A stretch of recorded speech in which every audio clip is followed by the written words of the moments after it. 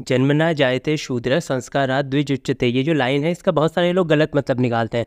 कुछ आर्य समाजियों को आपने देखा हुआ है, बहुत सारे आजकल जो मॉडर्न हिंदू बनने की कोशिश करते हैं वो लोग इस लाइन का अर्थ बताते हैं कि जन्म से व्यक्ति जो होता है शूद्र होता है और जैसे जैसे वो जिस प्रकार के कर्म करते जाएगा उसी प्रकार से उसका वर्ण निर्धारित होगा। और इस तरीके का अर्थ बताकर ये लोग ये साबित करने की होड़ में लगे रहते हैं कि भाई देखो, जन्म आधारित वर्ण व्यवस्था कुछ नहीं है, ये एक मिथ है। कर्म आधारित वर्ण व्यवस्था इस सनातन धर्म में थी और ये इस बात को साबित करने में लगे रहते हैं। और इन्हें गिन चुन के 1-2 श्लोक मिले हैं, वो भी इनका गलत अर्थ बता के लोगों को ही भ्रमित करने का काम करते हैं। चलो यहाँ पे आप मुझे एक बात बताओ कि अगर इस श्लोक में कहा भी गया है, चलो एक बार के लिए इन लोगों की बात सही मान भी लेते हैं कि भाई अगर इस श्लोक में मान लेते हैं ऐसा कहा गया है कि जन्म से व्यक्ति शूद्र होता है और कर्म के हिसाब से उसको जो वर्ण हमें देना है वो डिसाइड करते हैं। चलो ऐसा मान लेते हैं कि कहा गया है, तब भी आप मुझे बताओ जन्मना जायते शूद्र है क्यों लिखा गया है, जन्मना जायते ब्राह्मण है क्यों नहीं लिखा गया, जन्मना जायते क्षत्रिय क्यों नहीं लिखा गया? क्योंकि भाई पैदा होते ही बच्चे ने ऐसा क्या काम कर दिया कि आपने उसे शूद्र वाली कैटेगरी में डाल दिया। अब पैदा होते ही कोई बच्चा जॉब करने तो चला नहीं गया होगा या फिर उसने शूद्र वाले काम करने तो शुरू नहीं कर दिए होंगे, लेकिन आपने उसे शूद्र वाली कैटेगरी में कैसे डाल दिया? अब ये सवाल अगर इनसे पूछा जाएगा, कोई पूछेगा, तो ये इसका जवाब तो दे नहीं पाएंगे, उल्टा कमेंट बॉक्स में गालियाँ लिख के जाएंगे। खैर, मैं मज़े की बात यहाँ पे आपको बताता हूँ कि अगर ये सवाल आप इनसे पूछेंगे तो इसका जवाब ये कभी भी नहीं दे पाएंगे। क्यों नहीं दे पाएंगे पता है आपको?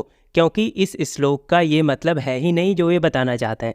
और दूसरी बात, एक और मज़े की बात मैं आपको बताता हूँ कि इस श्लोक में वर्ण व्यवस्था के बारे में बात ही नहीं की गई है। ये जो लिखा हुआ है जन्मना जायते शूद्र संस्कारात् द्विजुच्यते, इनका वर्ण व्यवस्था से दूर दूर तक कोई मतलब ही नहीं है। यहाँ पे ब्राह्मण क्षत्रिय वैश्य शूद्र की तो बात ही नहीं हो रही है। ये जो गलत मतलब बहुत सारे आजकल मॉडर्न हिंदू बनने की कोशिश में बहुत सारे लोगों ने अर्थ का अनर्थ करने की जो कोशिश की है, उन्हीं लोगों की वजह से इस श्लोक का गलत मतलब निकाला जाता है।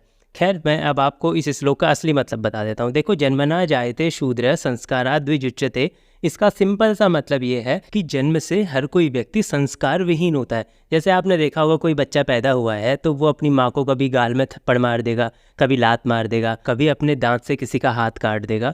तो इसे ही कहा गया है कि जन्मना जायते शूद्र, यानी कि जन्म से जो व्यक्ति होता है वो शूद्रवत व्यवहार करता है। यहाँ पे शूद्रवत व्यवहार का मतलब है कि वो संस्कार विहीन काम करते रहेगा। तो ये है इसका मतलब। यहाँ कोई शूद्र कोई जाति वाति से इसका कोई मतलब नहीं है।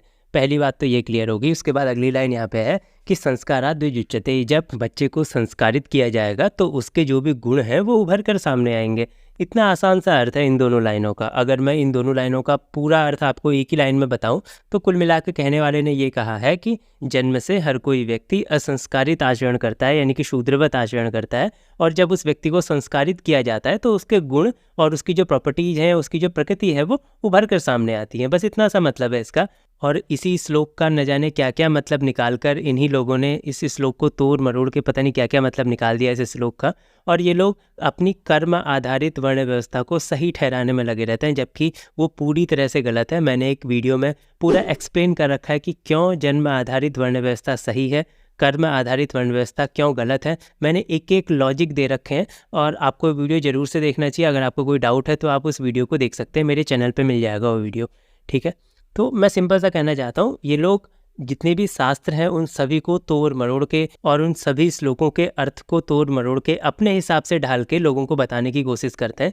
और अगर कोई व्यक्ति इन्हें जवाब देता है तो या तो उसके कमेंट बॉक्स में गालियाँ लिख देते हैं या फिर स्पैम करते हैं उसे, या फिर वो लोग जवाब अगर नहीं दे पाते हैं तो बोल देते हैं देखो ये तो प्रक्षिप्त है, ये अंग्रेजों द्वारा लिखा गया है, ये हमारे वेदों में किसी हमारे ऋषि मुनि ने नहीं लिखा, ये बस प्रक्षिप्त है, अंग्रेजों ने लिख दिया है और ये गलत है, हमें इसे नहीं पढ़ना चाहिए। यही कॉन्सेप्ट रहता है इन लोगों का। तो कुल मिला के आज की इस वीडियो में मैंने आपको बता दिया है कि जन्मना जायते शूद्र संस्कारात् द्विजुच्यते, इस श्लोक का सही में मतलब है क्या। अगर इस बारे में आपको कोई सवाल है, आप कुछ पूछना चाहते हैं, आप कोई तर्क देना चाहते हैं, या फिर आप मेरी इन बातों से सहमत नहीं हैं, तो आप कमेंट में मुझे बताइएगा कि क्यों आप मेरी बात से सहमत नहीं है। आप अपना कुछ तर्क दीजिएगा, मैं अगली वीडियो में आपके सवालों के जवाब देने की पूरी कोशिश करूंगा, ठीक है। आप कुछ पूछना चाहते हैं, कोई कॉन्सेप्ट आपका क्लियर नहीं है हिंदू धर्म के रिगार्डिंग, तो वो भी आप कमेंट बॉक्स से मेरे से पूछ सकते हैं।